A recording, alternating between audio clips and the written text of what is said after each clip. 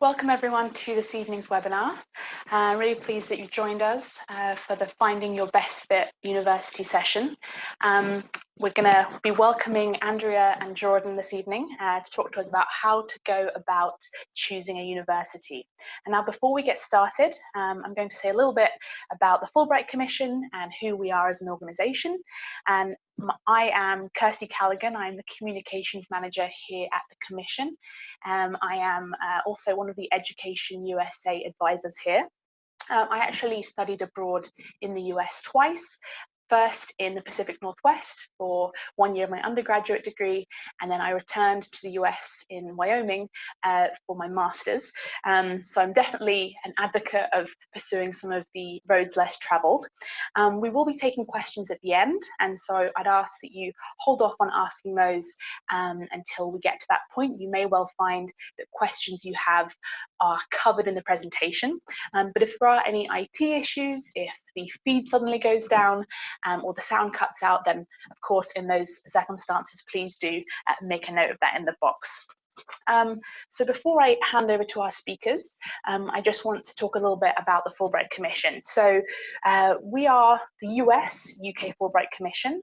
We were established in 1948 in the aftermath of World War II by Senator Fulbright, pictured there.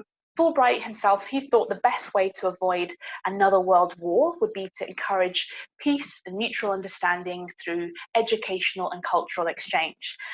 This idea gave birth to the Fulbright program and to our commission, which is a non-profit jointly funded by the US and UK governments to promote peace through those educational programs. Within Fulbright, in the US-UK Commission, we do offer scholarships for postgraduate study and research in both the US and the UK. But we also do this through our Education USA advice service, which provides free, comprehensive, impartial advice to UK students, parents, and teachers about navigating the US admissions process. Education USA is a State Department network of over 600 advisors in 400 centres across the world. So if your dream is to study in the US, then we are here to help you. So that's enough from me. I'm going to turn over to Andrea and Jourdan just to introduce them. Andrea is the Senior Assistant Director of Admissions and Coordinator of International Student Admissions at Gettysburg College. She's worked in admissions since her graduation from Gettysburg in 2015 with a BA in Political Science and Public Policy. In her role as coordinator of international student admissions, Andrea oversees all aspects of the admissions process for international students applying to Gettysburg, and especially enjoys traveling the globe to meet with prospective students interested in studying in the US. And Jourdan is the International Marketing and Communications Specialist for Into Oregon State University. She received her BA degree in Digital Communication of Arts from OSU in 2016, and since then has been learning new marketing trends and is focusing on video production. She received the honor of representing Oregon State University at the National Association of Broadcasters to support with various video production projects. So enough from me. I'm now going to hand over to our speakers. Over to you. Great. Thank you, Christy. We're just getting set up, and I'm excited that all of you have joined us today to learn about choosing a university in the United States of America and kind of to understand the differences between the UK and the US and what that means as you go through this process. We're going to cover some broad topics, and hopefully that will lead to some really great questions going forward. Hello, everybody. So as you can see, we are going to be talking about lots of different topics today. And so we'll be talking about the variety of different institutions in the United States. So a little bit about public universities and private universities. We will be talking about the many different ways across almost all institutions to get financial aid help and different scholarships and ways to cut back on the price while attending university. We'll also be talking about the idea of finding the right fit. And by that, we'll talk about that a little bit deeper later on. But for right now, we'll talk about some of the differences between studying in the UK versus studying in the US.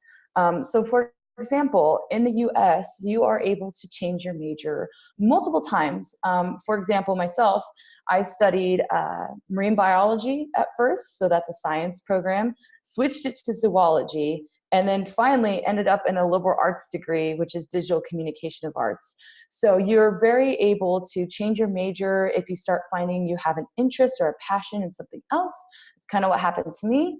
And the great thing is that here in the United States, universities understand that you might want to change your major. So they make your first year of classes somewhat general so you don't get set back any time in your studies. And that kind of leads into the next point, which is the length of study in the US. So it is typically 4 years here, depending on, if you take any internship opportunities and other potential opportunities that come your way, it could make you stay maybe 5 years potentially. That's what happened for me with some internships that I had. But I understand that typically in the UK, it's 3 years. So here in the US, it's a little bit longer. We also understand the type of courses and exams that you'll be taking back home. And so here in the US, for most universities, if you're doing well in those courses back home, those credits that you're taking, so the AP, IB, or A-level exams, those will transfer here in the US. And so we'll start to dive in a little bit more about some of these other topics.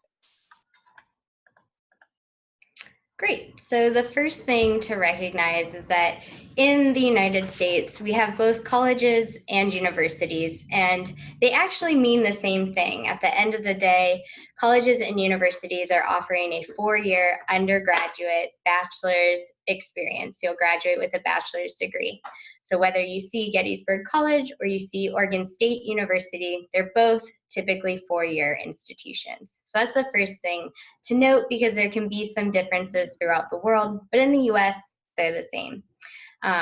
In the United States, you can see we have about 4 different large branches of kinds of institutions you can go to. And there's some specific differences between each different kind. And as you're thinking of how do I narrow it down between all the 4,500 institutions in the US, you can use these larger factors as ways to understand what might make sense for you as a student.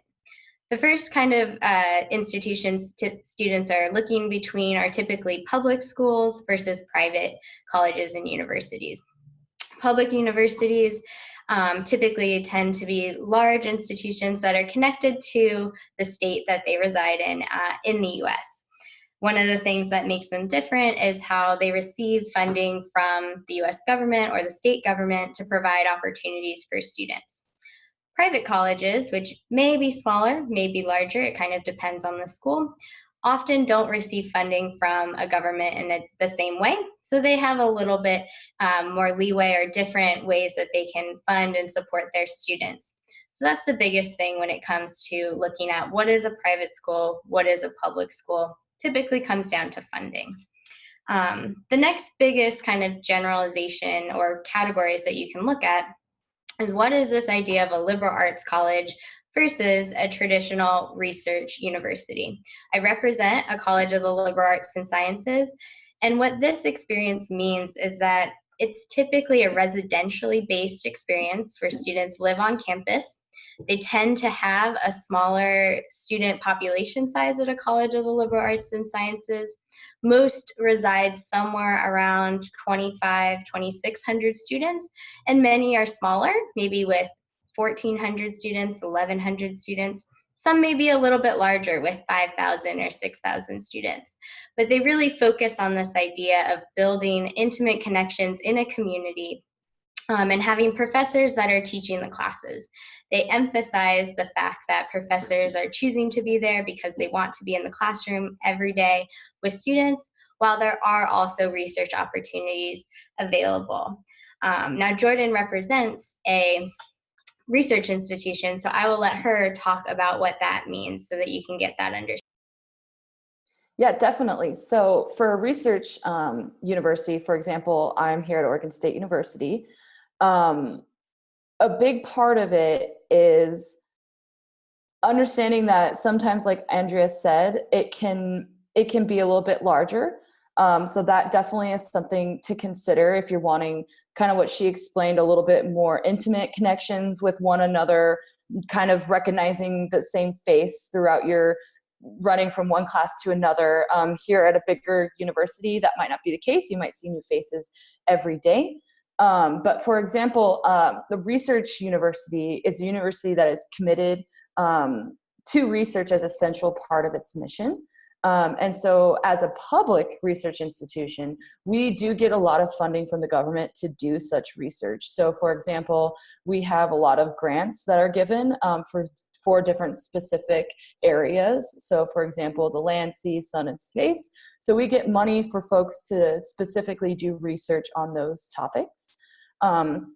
Typically, public schools here are, like she said, are funded from state taxes and are typically a little bit less expensive than a private school. It just depends on where you're going. But for example, Oregon State University has about 32,000 students here on campus. So it is a little bit larger.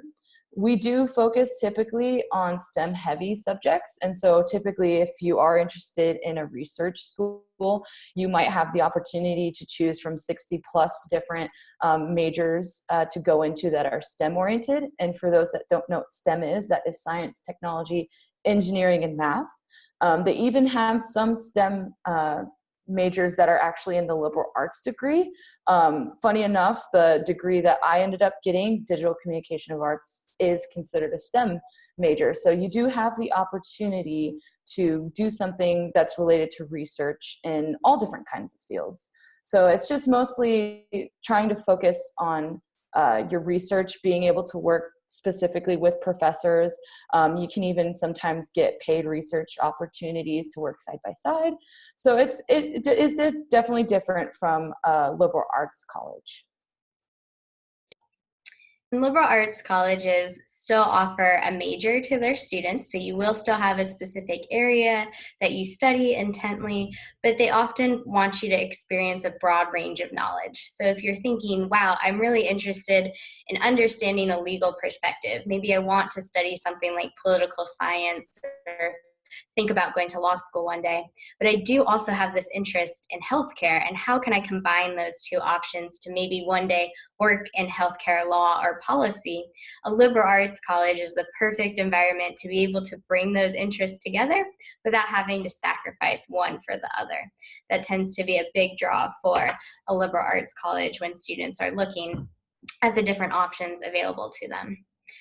There are a couple other types of universities and colleges in the US. One is what we call community colleges or junior colleges. They tend to be 2-year institutions, and they're a great opportunity for students that maybe aren't quite sure what they're looking for in a 4-year university experience. Maybe they're not ready to commit to 4 years away from home somewhere. It can also be a place where you can take some of those more general requirements and then transfer to a 4-year institution to complete your bachelor's degree. There are community and junior colleges all over the United States, so it can sometimes be a great way to try out an area, but you will want to make sure you're considering if you need housing or different kinds of support, that the schools you're looking at with that option have that available to you. And specialized colleges are schools typically that offer a lot of programs in maybe 1 or 2 specific areas. So you can think of maybe an art school as a specialized college, or a culinary school as a specialized college, a film school possibly if it's not within the larger sense of a university or a college. But you're really going to find specific classes and specific outcomes pertaining to that specialization. So they might not offer political science at a school that's really focused on the culinary arts. So if you're looking for programs like that, know that that's an option and that you may just have to do a little bit of research about what makes sense for you as you're looking at these different schools. So in summary, it's best if you can decide sort of what kind of environment may offer what you're looking for. And as you start to weigh different options in the United States, thinking about these broad topics can be a great way to start narrowing down your different options. Great. And so the next section is mostly talking about tuition and financial aid help, which I know is a big interest for most students to know about, scholarships and things like that. So I want to explain a little bit about the difference between in-state tuition versus out-of-state tuition. So there's usually a difference for students who are coming from the same state of the university they're attending. So for example, I lived here in Oregon. I got institution to attend Oregon State University. But say if someone from California is interested in coming here, they would get out-of-state tuition. And that goes as well for international students as well. I know some universities or institutions, maybe private ones as well, their tuition might be the same across the board for anyone who attends. So that's definitely something to keep in mind too, to make sure to look at the differences in that. There's a lot of options for financial aid.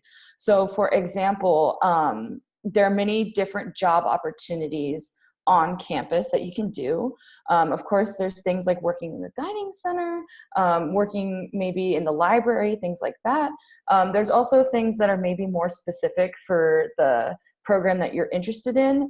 So thankfully, at least for myself speaking, I was interested in doing film production, photography, things like that.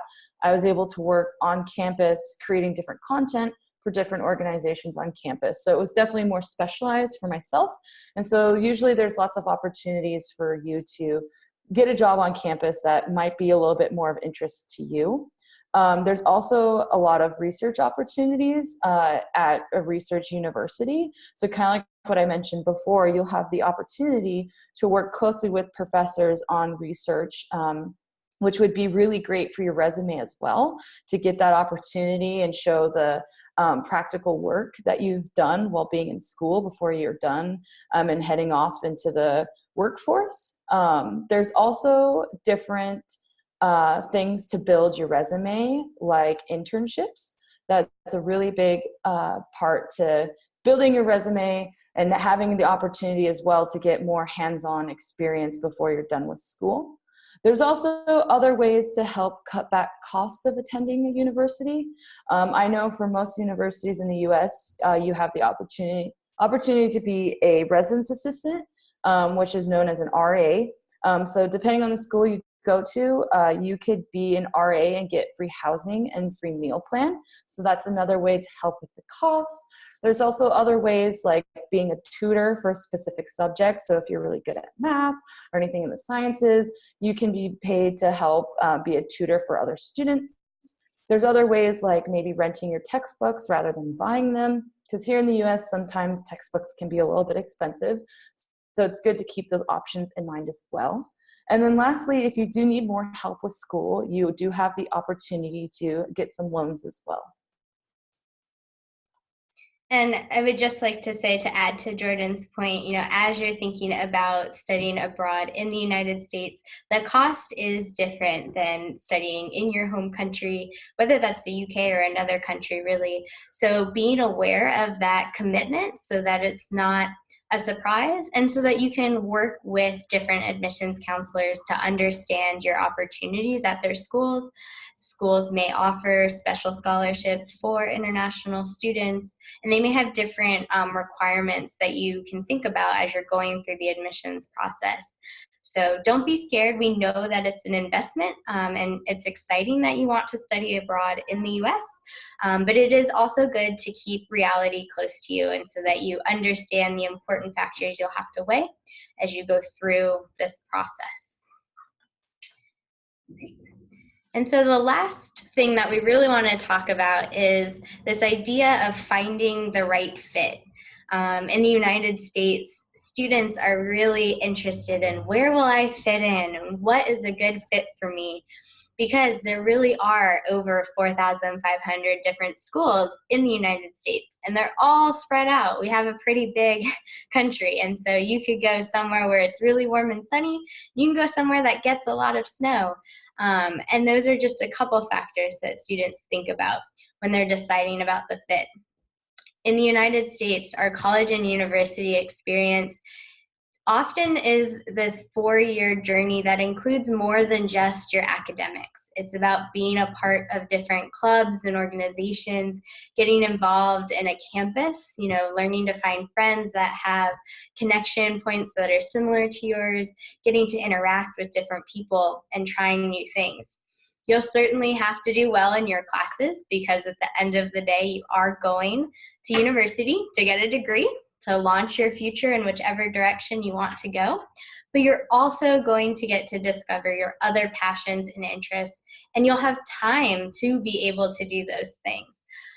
So when we think about fit, we certainly think about the academic piece, but understanding that it's a lot more about social and community connection that will be important in determining what is a good place for you. And so how do you really think about what the right fit for you is?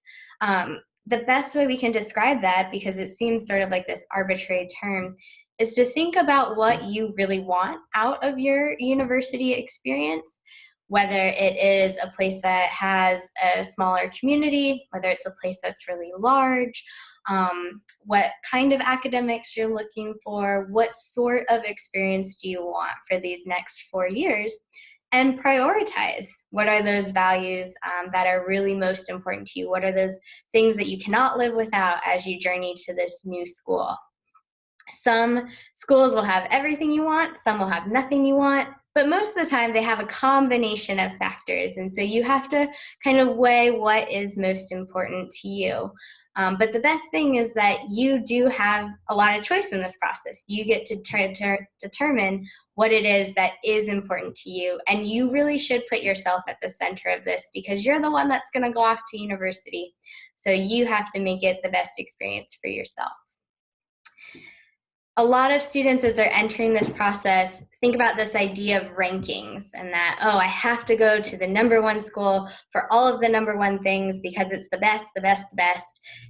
And that's certainly great, but there's so many different places out there, and rankings are all based off of different factors, and sometimes it's extremely arbitrary. So what a lot of students do is they think, what are some great schools that I do know? And then think beyond that, right? I'm sure you can probably name 10 or 12 schools that are very famous in the United States, but there's so many others that are out there that you can really dig into, see what makes sense. If you're interested in biology, look at schools that offer biology. There's going to be thousands of them, but you don't have to go to just the top school for biology because all of the programs that are being offered are offered because they're quality programs. They would not offer the program if it wasn't a great thing for you to study there.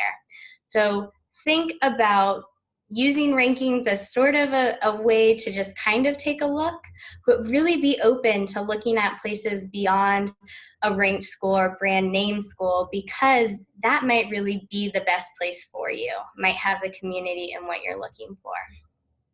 So don't just go off of what one list says. There's so many out there. Think about what is important to you and maybe make your own ranking list of what you really want because it's not always someone outside of this process that knows you best. You really know yourself best. And the best thing is when you get to figure out what are the things that I really want to determine my college fit. And so we have a list of common things here that students often start to think about as they're determining this is a good fit for me. Location in the United States, because we are such a big country and we have lots of different climates, right? You could be in sunny Southern California. You could be in the Midwest, which is really open and beautiful. You could be down in Florida. You could be up in the New England area. It's all there for you. Lots of different options and lots of different places. And so thinking about what part of the country, what kind of location you want to be in can determine some really important things. Often with that comes what kind of setting. Do I want to be in a city, more urban? Would I like to be in a campus that's surrounded by more green space, maybe a little bit more rural? Do I want a college or university that's in a town, maybe more suburban? It's a very big popular idea in the US. But thinking about how many people you want around you besides just the people at your institution, but where that thing is located. And then with that, often the weather, right? You want to be comfortable wherever you're going to be. If you really like the sun, look for places that have sun. If you're like, absolutely, I want things that are going to be changing every season. I want different, snow doesn't bother me. Those kinds of things you can find when you're looking at different schools. Schools always like to highlight where their school is located so that you get a sense of what the climate is around you. The size, right? If you feel comfortable with 25,000 students, or you feel more comfortable in a setting that has maybe 1,400 students, knowing kind of where you need to be in order to have access to resources to be successful is really important in determining kind of what a good fit for you will be. And as we talked about earlier, understanding the type of institution that makes sense for you. A public school with an honors college, or maybe it's a private college, making sure that you kind of understand what it means at those different institutions. You should know that all of these schools tend to offer lots of different academic programs, and you may change your major like Jourdan talked about earlier. I also changed my major, so knowing that you'll have flexibility and choice is part of this process. But you do want to make sure that if you have an idea of what you want to study, that the schools you're looking at do offer those programs, right? We don't want to be looking at a school for something really specific, but not have any opportunity to explore that during our 4 years. So knowing kind of what the programs are, what a school offers, you don't have to go to the #1 school for that one thing. You might change your mind. And all schools, again, if they're offering that program, have a very solid backing behind them. Thinking about what the campus is like, what kind of facilities do they have? Do they provide housing all 4 years? If you're coming from an international location, you might want to make sure that you always can have a place to stay, and that if not, that there is sufficient housing around the institution if you are going to live off campus. Maybe thinking about, are there summer housing opportunities or break housing if I'm not going to be able to make it all the way back home? Will people take me home with them for different holidays to meet their families? Things like that. Other facilities include, like, what's their gym like? What about the dining hall? Do I have access to the types of things I need as a student? Is there a religious center on campus? What kind of meeting spaces are there for students? How's the library? Most schools publish all this on their website, so you can take lots and lots of looks at pictures and things like that. The campus life is really important. That's because, again, college is not just about the academics, but it really is about building those relationships. And so knowing, like, what students do on the weekend, do they stay on campus? Are they going home? Are they involved in clubs and organizations? Do they get to have big events on campus? Do they travel to different cities? Kind of getting a sense of what you'll do outside the classroom.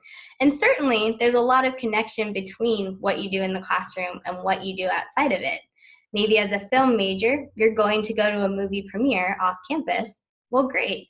That has connection points to both your passion in the classroom and outside of it, but you want to make sure you have access to those things so that when you do want internships or research opportunities or job shadowing, it's available to you.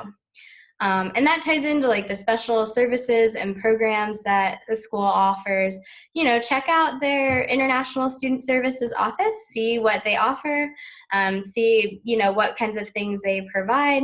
Look at career organizations on campus, like, is there a career center? Do they know how to help students that have international backgrounds and maybe staying in the US after they graduate or going somewhere else? Making sure that you have what you need to be successful. Many schools will have a writing center, a language resource center, places that you can go to get that additional support as you're adjusting to a new place. But every student's different, and you know yourself best in terms of what you'll need to be successful. And so definitely going through and asking about those things that are important to you will help determine whether a school is a good fit for you or if it's just something you're just very familiar with.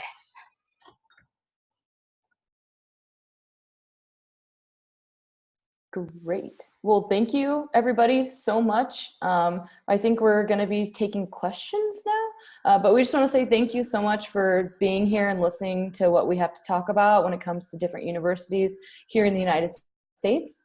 So feel free to ask questions if you'd like. Great, thank you both so much. That was really, really helpful. So yeah, we are now going to head to the Q&A portion. You can, as I said, use the Q&A box down below to do that. And I would ask that you keep your questions fairly broad. If you have a very specific question that is very, very focused on your own situation, it's best to ask that after the webinar. So I ask you to try and choose questions that will be broadly useful for other attendees.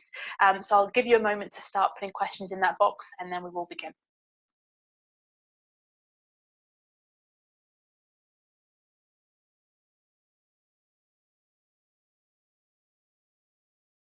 We do have one question here about what outreach activities take place in London that local students can take advantage of. So there are a number of US universities that run info sessions here in the UK. Where we hear about them at the Commission, we do put them on our website or our social media. So it's always worth checking those to see if there are any sessions being run that you might be able to drop into. We also run College Day, USA College Day, every September, which is a US university fair that we run in central London. It's free, and it's a chance for you to meet with representatives from last year over 160 universities to demonstrate your interest, and in some cases actually get FaceTime with the people who may be reading your application further down the line. So registration for that will open in August. Okay, we have a question here for our speakers. Please can you tell us more about the SAT or ACT? Sure. So the SAT and the ACT are standardized tests that are quite popular in the US admissions process. What they do are they are general tests to determine a very general level of competency in areas such as your English capability, not in terms of your fluency, but in terms of like grammar and things like that. And also your writing and reading skills, comprehension and otherwise. And then they also determine kind of your math and reasoning skills as well. They're sort of used as a baseline comparison because students are coming, whether they're in the US or not, from very different academic backgrounds.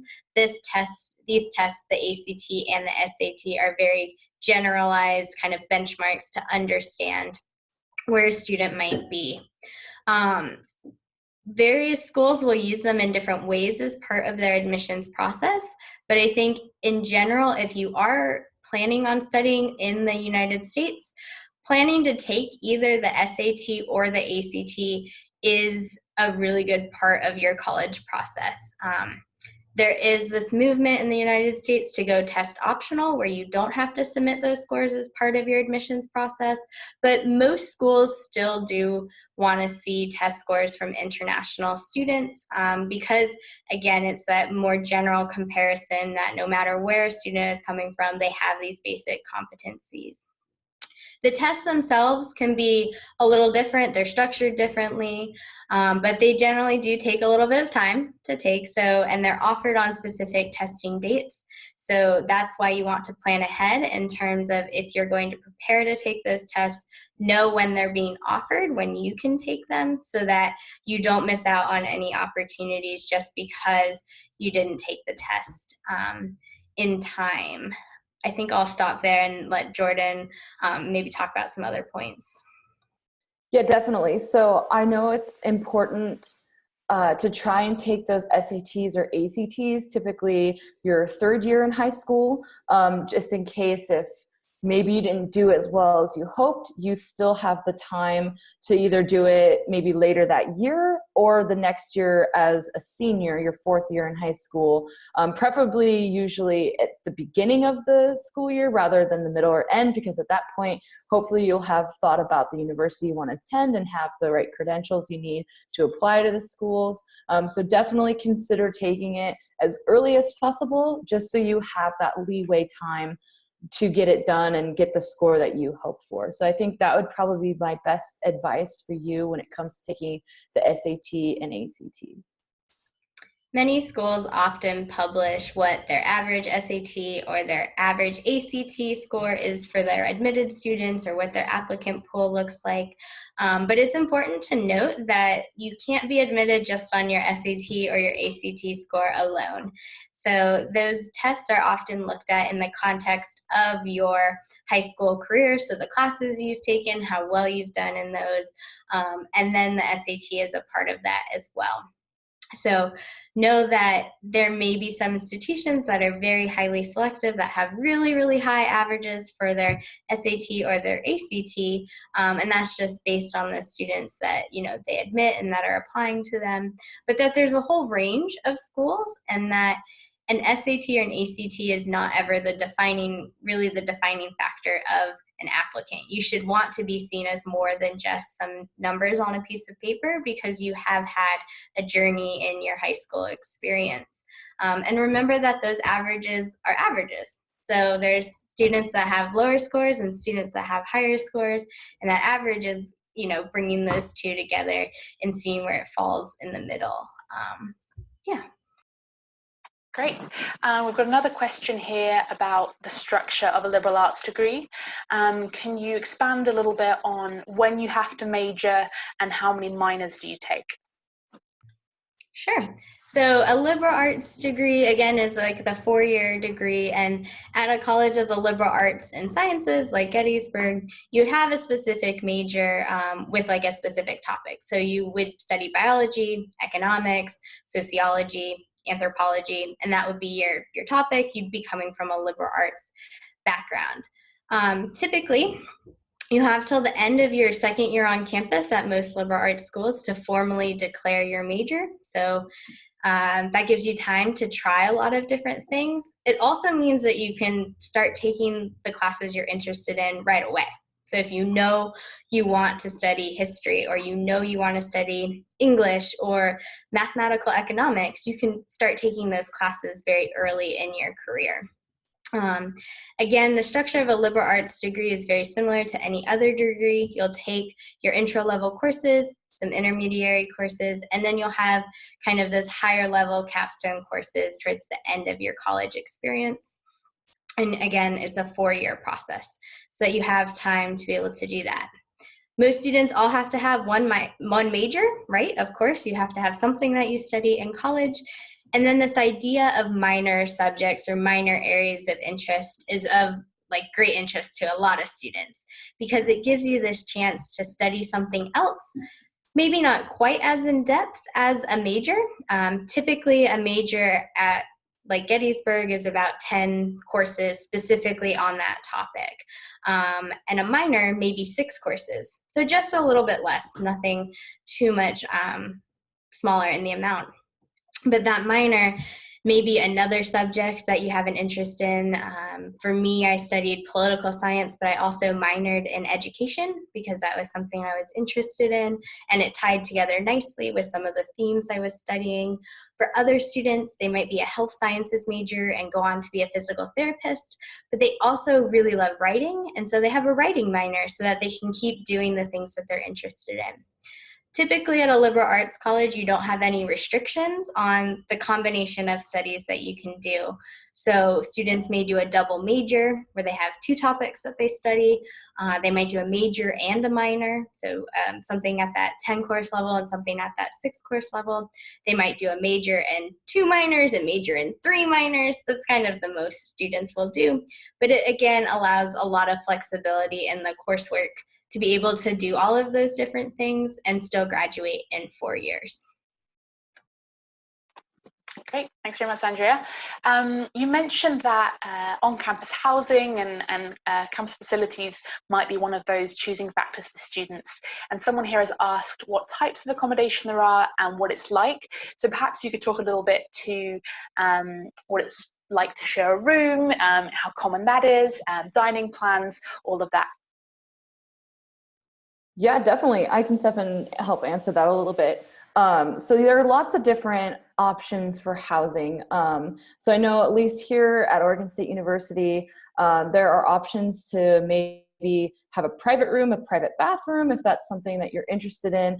We do definitely recommend for first-year students to share a room, share that common bath space as well, because it gives you the opportunity to meet people, get to know your roommate more, learn something about yourself that you didn't while, having those communications with people. So we highly advise that students do have a roommate to kind of get that experience for themselves. But there are also different options of where you can have a little bit of bigger room. So maybe it's 3 people to a room and they might have a bathroom that they share between themselves. Or maybe, again, there's a common bathroom that you go to.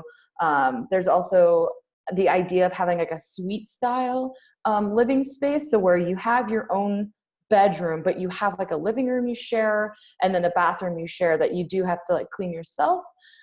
So there's definitely pros and cons of having that shared bathroom space, because the custodial staff would clean that for you, versus if you had your own bathroom, it's your duty to clean it. Although, for example, like if you needed more like paper towels or toilet paper or something like that, typically if you go down to the front desk in your residence hall, they can supply you with those kind of materials.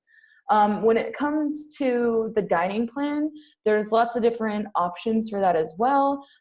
You can kind of choose sometimes between, if you think, you'll be eating a lot or a little bit less, you can sometimes kind of coordinate it based off that. There are certain places where it's like a buffet style, so you just pay for the one time and just kind of grab food as you want. There's other places where you pay as you go. So if you wanted to go specifically get a slice of pizza, you just pay for that piece of pizza. There's lots of different options for meal plans throughout lots of different universities. I know it's kind of structured different between each one, and that goes for housing as well. But typically you would have those opportunities to kind of choose what you'd like. I know it's also important too to mention that lots of universities are trying to have different options of food as well. So if you need a vegetarian option, halal option, if you're sensitive to gluten or something like that, I know a lot of places are trying to be as accommodating as possible for the kinds of food that you will want to eat. So I know that's a little bit about my knowledge and experience with it. I know Andrea probably has some things she'd want to mention as well. Yeah, I mean, a lot of this is very school specific, but at the end of the day, like any college or university is there to take care of your basic needs. So you should have housing available and food available, things like that. At a residential college like Gettysburg, where all of our students are guaranteed housing all 4 years and are pretty much expected to live on campus all 4 years, we do see more students that have roommates, but it's typically only in the first year. So very kind of similar to Oregon State in that way, where having this communal kind of experience has this like really great opportunity where you can like keep your door open and see people and go to lunch together and hang out and watch a movie in the common room. For students in the United States, it's like sort of has this like Hogwarts-esque experience where like people are together and they hang out all of the time, which is really cool. But as you go through your different time, housing options are going to change. And I think why colleges and universities have their first year students live together in more dormitory style living is so that they feel comfortable in the community and that they are with students that are also going through the same experience. So they can build that confidence, build that trust, and help get their footing off to the right start. But as you get older, you might see that an on-campus apartment or there's suite style livings or living in a theme style house with other people from different class years around a similar idea might be more of something of interest to you. You don't want to live in a residence hall or dormitory for all 4 years, and that's typically not the case for most students. They find other housing options that are more suitable to the experience they're looking for. Yeah, another point to make actually about what she said about living with people that have maybe the same major as you. I know some schools actually have you live with people that are interested in the same major, and or certain floors on the residence hall are specific for different things. So say if you're really interested in board games, like you can put that interest in and they'll try and like pair you up on the same floor of people who have the same interests. Or say if you're interested in the outdoor activities, so hiking, skiing, snowboarding, rafting, things like that, they'll put you on a floor that have individuals that are interested in doing those kind of activities, so that you can, kind of like what Andrea said, have your door open and find those people that you have the common interest in. Or maybe you'll at least know, okay, so I live on the first floor, but the third floor has people that are interested in this. Hey, I might be interested in that. Now I know of some folks that I can talk to a little bit more about it. So I know certain universities kind of have it structured in that way as well. Great, thank you. We have a question here about the application itself. Someone's asked, can you explain a bit about the essays that need to be written as part of the admissions process? So perhaps you could talk a little bit to the length, the content, and what the purpose of these essays is.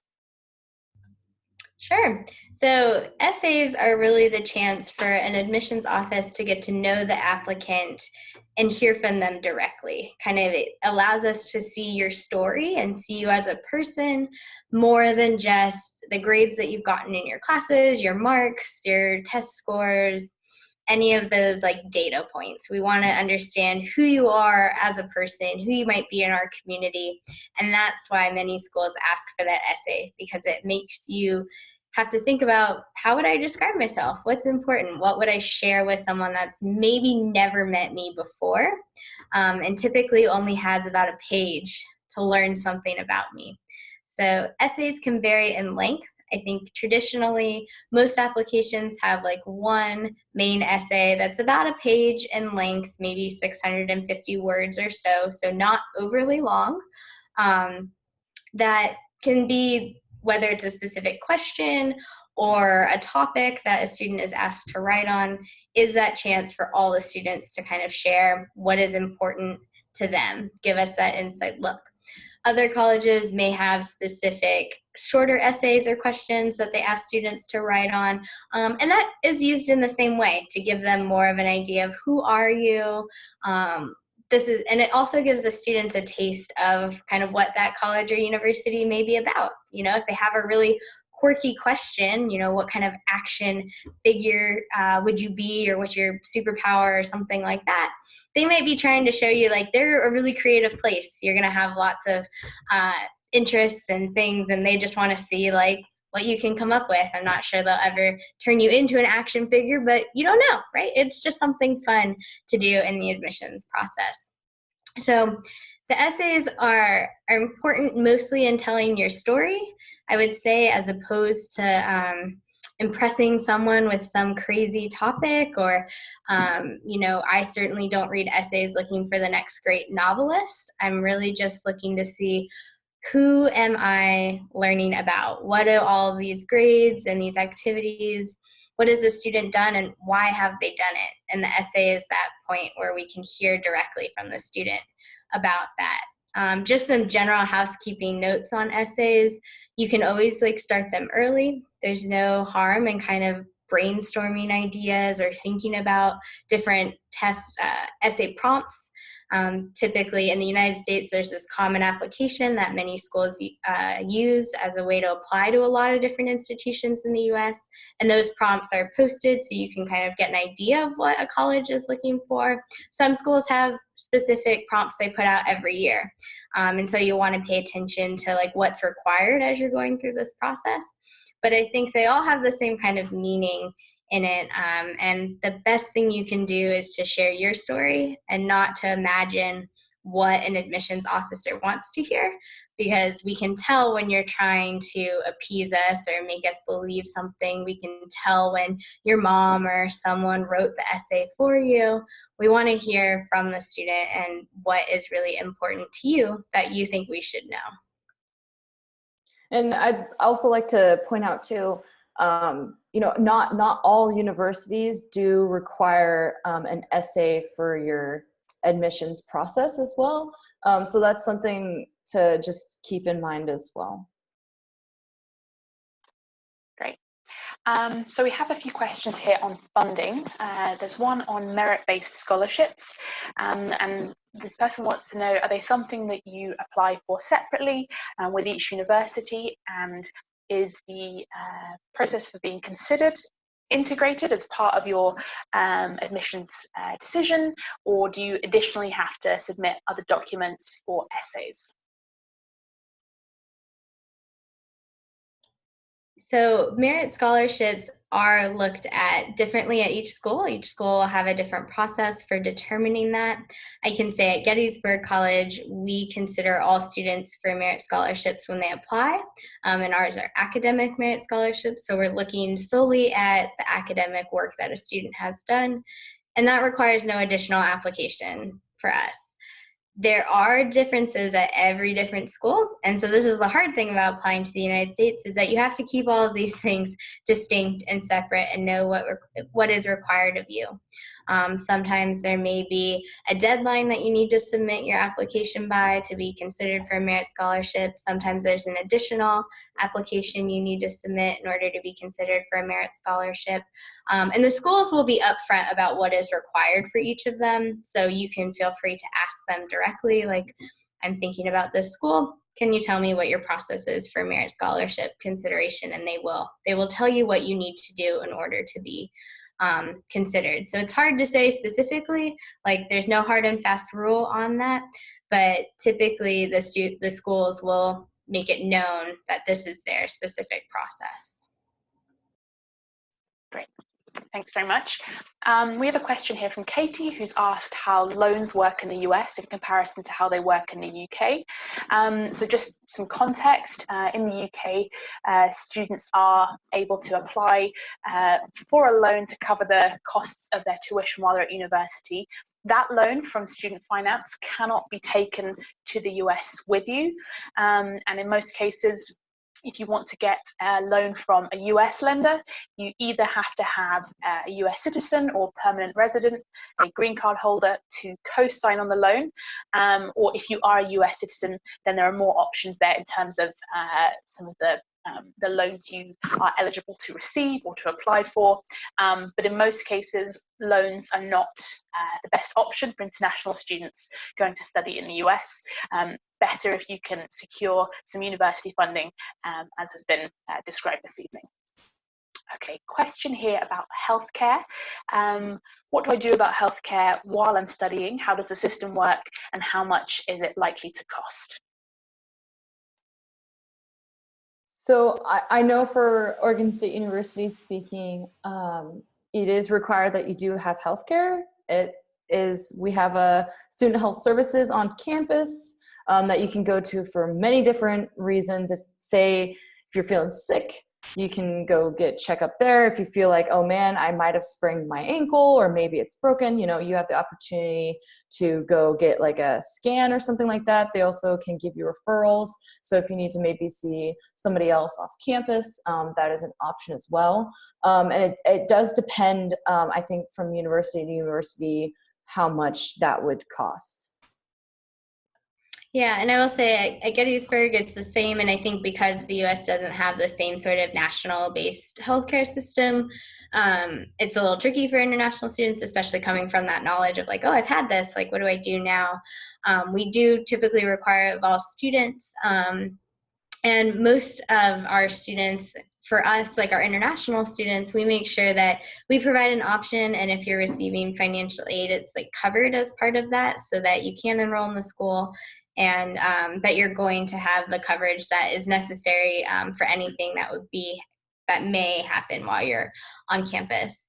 And from that, students may decide to keep that kind of coverage that the school offers. We always have like a plan that is agreed upon that works. But students may also find that there are other healthcare options that are more suited for them, maybe cost less or have different offerings.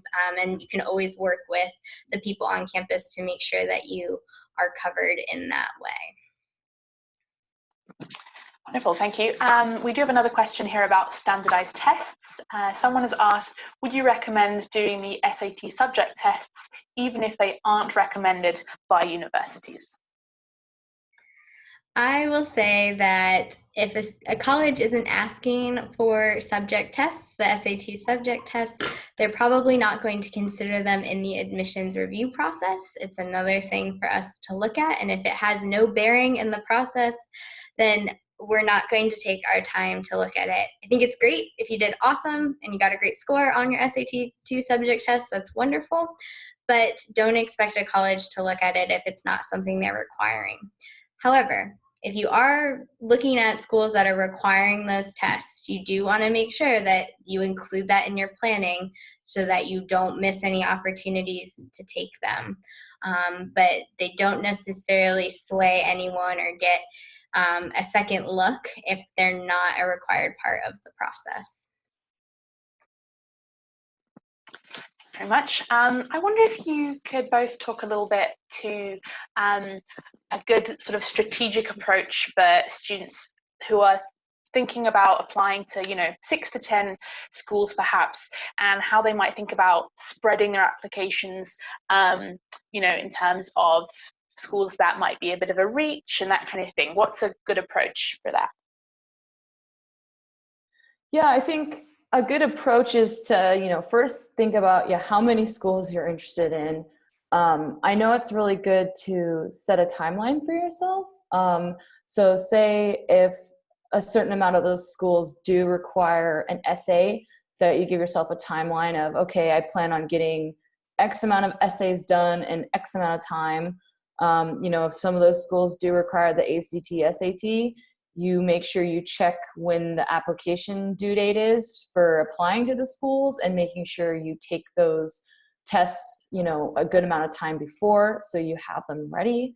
I think, it's important to, do try to get to those schools that, like she said, might be a little bit of a reach. I would just recommend to really give yourself time, because it can feel daunting at times if you're applying to a lot of schools and there's a lot of different things that they're asking from you. So really, my recommendation is just time. Just give yourself lots of time. I would also say that it is important to think realistically about the information you know about yourself, how well you're doing in classes, what you're seeing in terms of your grades and who you are as a person, what's important to you. And then think about where you fit in those range of schools that you have. I always tell students, you'll probably have one school that you like a little bit more than the rest, and that's okay. But every school you apply to, you should be happy to go to if that's where you're admitted. It's not about picking one school and then applying to 9 others because you just have to apply to 10 schools. It's really about putting options in front of you.